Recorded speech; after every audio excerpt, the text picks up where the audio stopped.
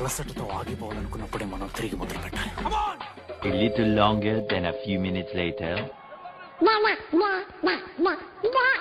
లేవాలి, నా వల్ల కాలేదు. యాతన, నరక యాతన. లేవాలి.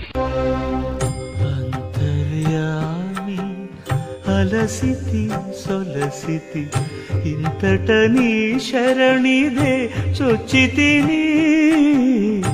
అంతర్యామి అలసితి